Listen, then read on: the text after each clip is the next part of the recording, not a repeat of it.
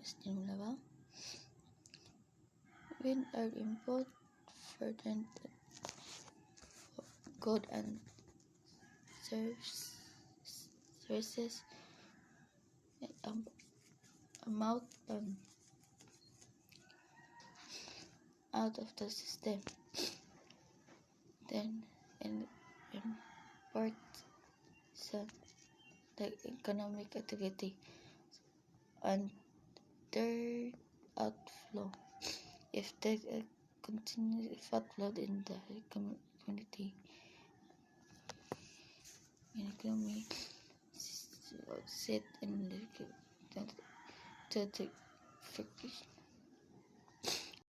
equilibrium condition. Outflows equals inflows and leakages equals injections. So, injections mo siya ang transaction that add money to the economy. Parehas ng government spending, investment, and export. Nya ganing leakages, transaction that remove money from the economy such as savings, taxation, or import. Then, the economic model above can be expressed in mathematical form where y equals c plus I plus g plus open parenthesis x minus m and close parenthesis, where y stands for national income, c for consumption expenditures, I for investment, g for government expenditures, and x for import.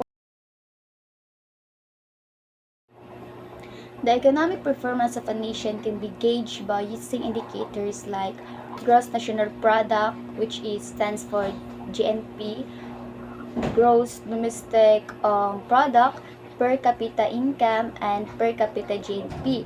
So, asa din ang gauge? So, a gauge mo na siya ga-estimate or ga-determine sa amount. And based on my research that GNP, which is gross national product, measures the total value of all final goods and services produced by a country's residents within a specific period, typically a year. So, mo ni siya ga-measure sa total value sa tanang goods and services nga na-produce sa country nya. Kanang ara siya mag-measure sa kanang specific period of time, which is kanus og year o kanus siya na distribute o kanus siya nagama. Muna siya kanang gross national product na nag-measure of value nya. Gross domestic product na sad kay ga-represent ni siya sa total monetary or market value of all finished goods and services. So, same man ni siya sa gross national product.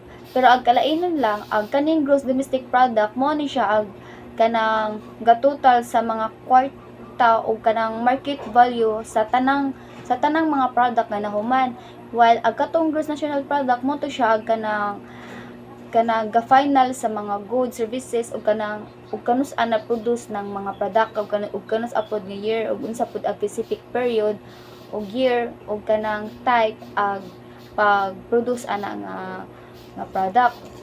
So, ang kaning per capita income, it's calculated by dividing the total national income or GNI by the total population. So, ang kaning kunong per capita income, ga-calculate din siya sa gi-calculate ni siya pinaagi sa pag-divide sa tanang total sa national income o katupong total sa population. So, mura gi-divide bitaw siya og unsay gadaghana ang imong product ug unsa pud gadaghana ang population. So, ang per capita, which it stand for GNP, mo ni siya aga-measure sa national economic output per person. So, gani siya mo ni siya ang ga-measure sa tanang nagama nga product sa usa ka population. Same ay medyo dili kayo ay medyo naipslay pagka-same sa per capita income, pero ang capita income gidivide ang katong product sa nagama nga product o katong kanang population sa isa ka lugar. Ano siya? Economic growth and business cycle. no economy can sustain growth and development over a long period of time. This is because every business is affected by various factors classified as exogenous and endogenous. So, kuan exogenous kay no economy can sustain development if natural calamities or war.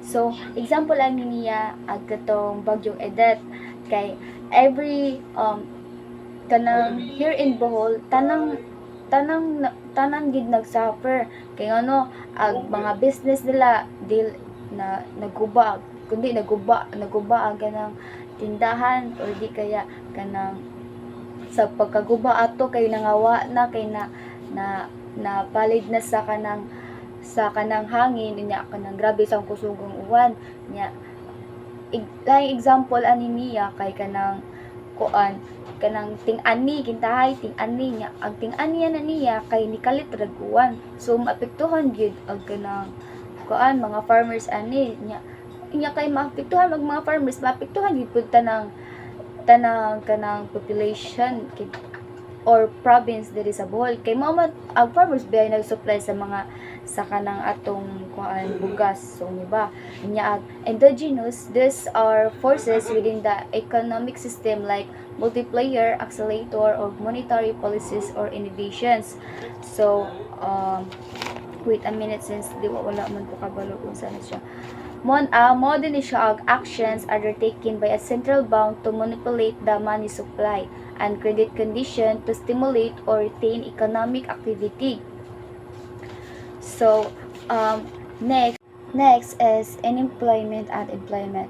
So, we'll be discussing first of unemployment. There are 5 categories of unemployment. First is fractional unemployment. Second is structural unemployment. Third is cyclical unemployment. Fourth is seasonal unemployment. 5 is societal unemployment. First is fractional unemployment. So this is the situation where workers look for other jobs or are laid off due to some reasons like fractional against of co-workers and employers or environment. So example ani kay kanang gatrabaho kinday ka sa call center then ag imong mga kauban didto kay dili ginahanin mo nya naka-sense ka pero dili wala sa lilingon na dili ginahanin mina naka-sense lang ka kay makabante ka kanang gistoryaan kanila kanang out of the group ka permi nya imbis nga manarbaho ka imbis nga nanarbaho kag tarong maka-affect jud na sa imong gitrabahoan bisag ginahan ka nang gitrabahoan nimo so wala kay laing choice or dili nimo ma-bear nga mo trabahoan nga kuan na kung inana ang imong mga kanang mga coworkers nga bitaw nya ang napoy employees nga kanang kaaway kintahay nimo inana bitaw or di ag environment murag kanang mas gusto ka nagtrabaho ka sa laing environment nga murag di ka ginahan kay murag dili ka comfortable bitaw inana so murag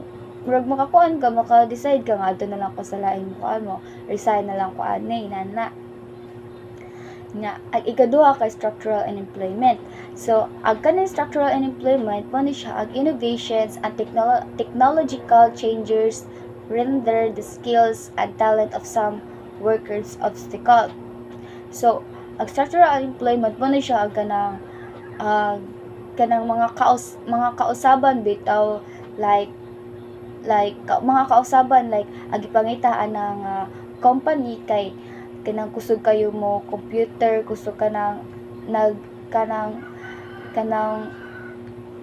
gagraduate og kanang kuan IS Bachelor of Science in Information System nya kuan man kanang mao kintay ng ilang need na so wala kay laing choice pud edi mo adto na lang pud kas lain mangita kag laing kanang company nga kanang naa imong talent ug skills anang a company mao pud na ilang gipangita ano siya inya ikatulo kay cyclical unemployment ag cyclical unemployment mo din siya when the economy starts to fall more companies and business close shop. This is results to unemployment of the workers. So kanang cyclical unemployment kay mo ni siya For example lang niya kay kanang Chowking, sige magkuha na tag Chowking. So magtrabaho mo jud ta nga kalang Chowking kay dili kayo dayuhan og mga tao, unlike sa Jollibee, di ba? Ang Jollibee naglaho time man niya, ang Chowking mag-open na nag-open na nag-close na sa niya, alis na nag-anang mga inasal, pero we don't know really the reason, pero kanang based sa kanang rumors kay nag-close ang Chowking tungod kay gamay ra customers na nabitaw niya. So ang nagtrabaho atong Chowking o laing choice, mangita na lang jud sila laing kanang katrabahoan kay nag-close man ang company, nag-close man ang ilang gitrabahoan inana nga. Another ani kay kanang sa salon karon kay dira sa merkado daghan man kaayo kanang nag-business og kanang salon lagi inana kanang nasud po kay kaela. Yes, kanang Nadias ubos Alturas din nag-close sila kay for the reason that kanang dili bitaw gid kanang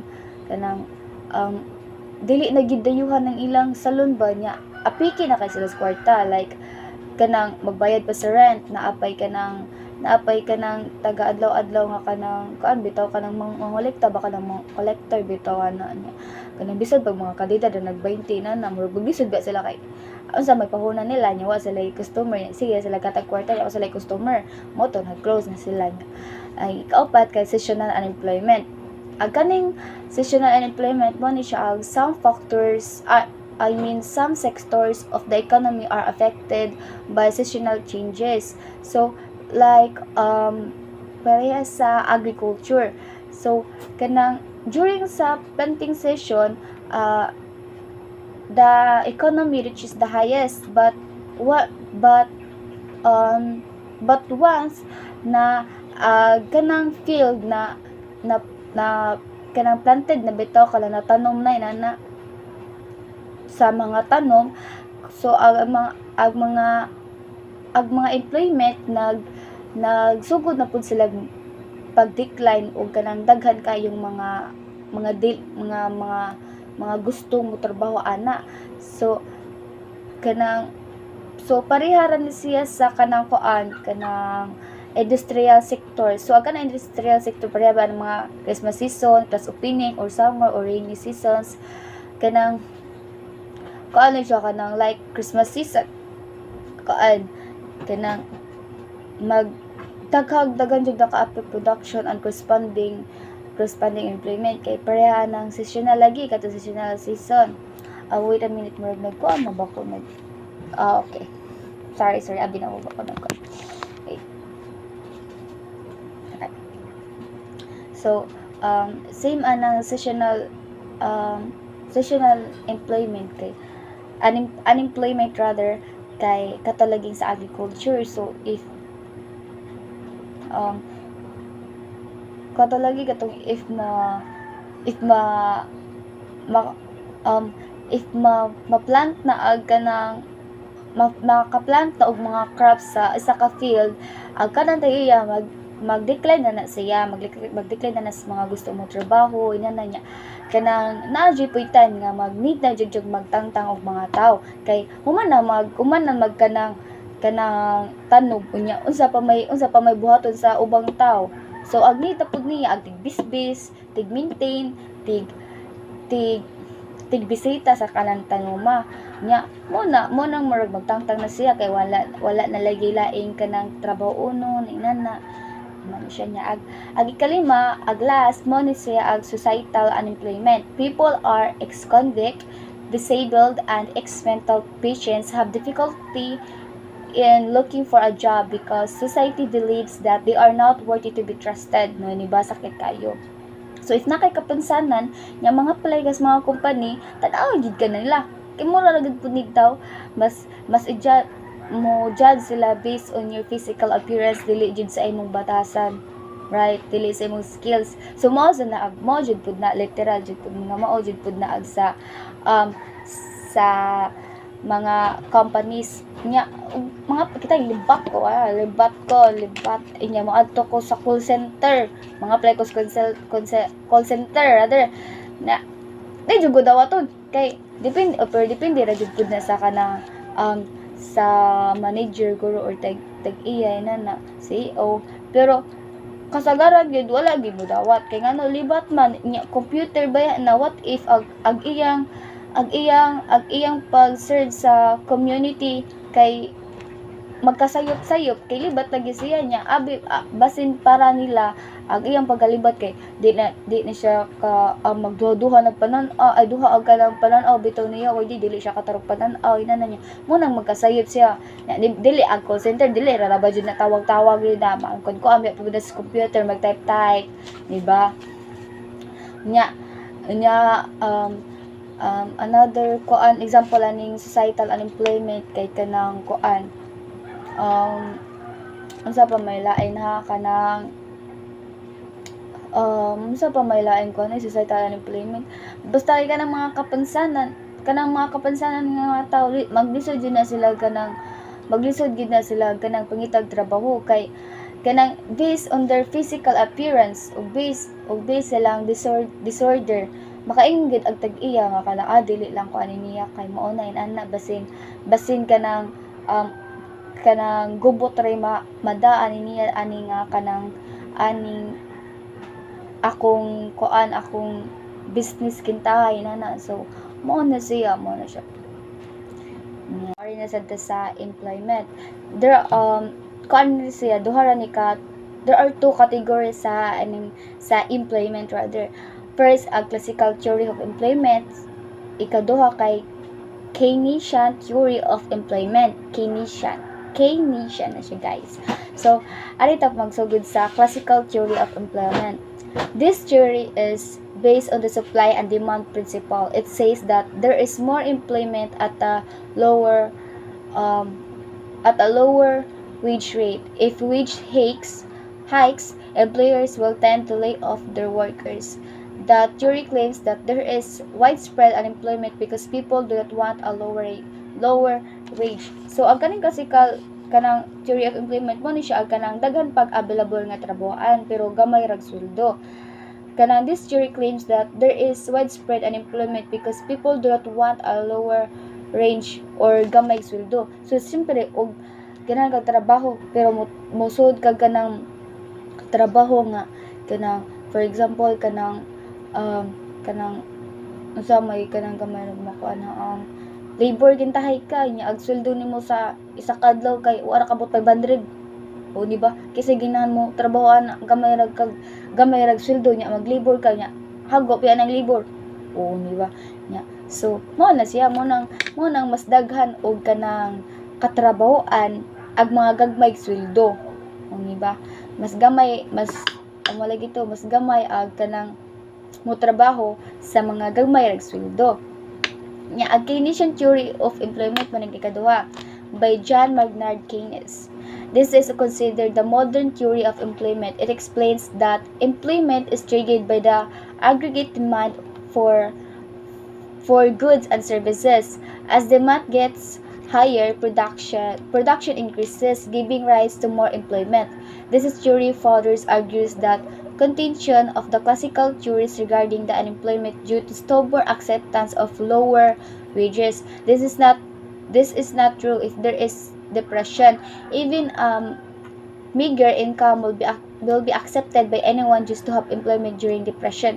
So, kani siya nga theory ga-trigger na lang og trabaho ag uban bisag gamay rag sweldo tungod sa ilang needs kay og di sila mo trabaho bisag gamay ra nag sweldo unsa may lang kwarta so mas gipili nila nga mo trabaho nila bisag gamay ra sila sweldo kay sa mas standby sila nya wa siya kapalit bugas wa siya kapalit sudan wa siya kapalit bisyo wa siya kapalit taga wa siya kapalit sigarilyo so manarbaho jud siya bisag gamay pa na sweldo para makapalit jud siya needs kay ma-depress man jud siya dili tanan man jud tao ma-depress ug wala jud kwarta so ma-trigger jud na ang tao ug kanang labi na nga wa jud kay as in literal nga wala gid kay kwarta bitaw inana so So mas piliyon gid sa ubang tao nga motrabaho na lang bisag gamay ra ang sweldo para makapalit sa ilang basic needs, sa ilang needs, ug sa ilang gusto jud pong paliton inana na. Mo to siya.